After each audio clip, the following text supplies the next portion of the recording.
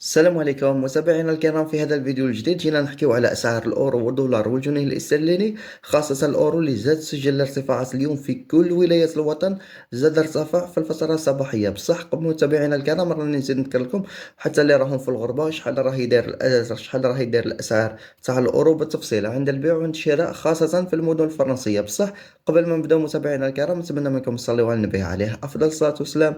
ديروا لنا الإعجاب والاشتراك باش توصلوا بكل جديد، وتاني راعيوا بعض الاختلافات يعني على أقصى تقدير من 5000 حتى ل 10000. الجماعة مثلا اللي يقول لك أنا مثلا راني نشريه رخيص بزاف، ولا لا غلطة صراحة فيك. لازم تروح تشوف شحال من واحد مصري اللي يشري ويبيع، وشوف شحال من واحد واللي يعطيك السومة المليحة بيع. نبداو على بركة الله أولا مع أسعار الذهب. أسعار الذهب الآن تظهر شوية في الشاشة وتختفي، ونبداو الآن كما العادة من الجنيه الاسترليني ونختموا بالأورو. أولا 100 جنيه استرليني يشريوها لك اليوم في سكوار 3 ملايين حتى 3 ملايين و10، يبيعوها لك 3 ملايين و30 حتى 3 ملايين و40، تختلف على حسب الولاية وعلى حسب الكمية.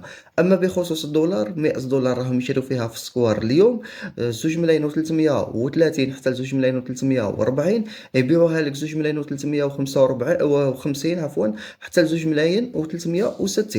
أما بخصوص إذا كان عندك رصيد في الباي بال ولا الوايز ولا أي بطاقة أخرى عندك رصيد فيها 100 أورو، قلنا ويجي أغلى من الكاش ويشريوها عليك 2 ملايين و630، يبيعوها لك 2 ملايين و650 حتى ل60.